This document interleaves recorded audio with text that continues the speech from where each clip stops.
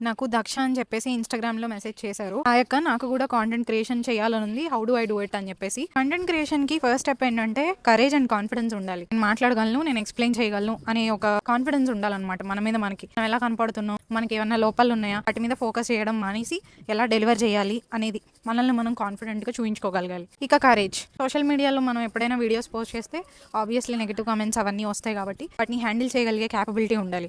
మెంటల్‌గా స్ట్రాంగ్ ఉండాలి. సో ఆ కరేజ్ కూడా ఉండాలి. ఈ రెండు పర్ఫెక్ట్‌గా ఉంటే సెకండ్‌ది వచ్చేసి కాంటెంట్. మనం దేని గురించి మాట్లాడాలి, ఏ టాపిక్‌ని డిసైడ్ చేసుకోవాలి అనేది ఉండాలన్నమాట. ఒక క్లారిటీ ఉండాలి. దాని మీదే మాట్లాడుతూ ఉండాలి. మూడోది వచ్చేసి కన్సిస్టెన్సీ. డైలీ పోస్ట్ చేయగలిగే ఎబిలిటీ ఉండాలి. డిసిప్లిన్ ఉండాలి. డైలీ పోస్ట్ చేయాలి.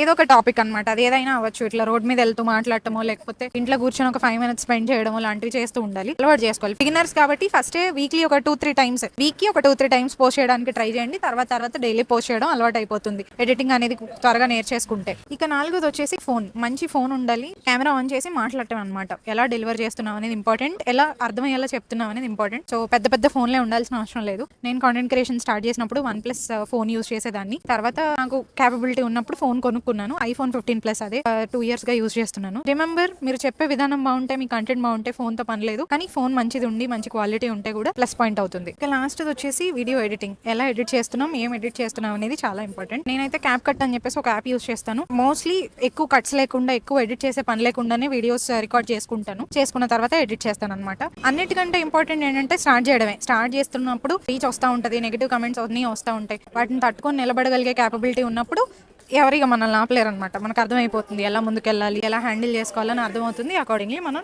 చేసుకోవచ్చు. అది.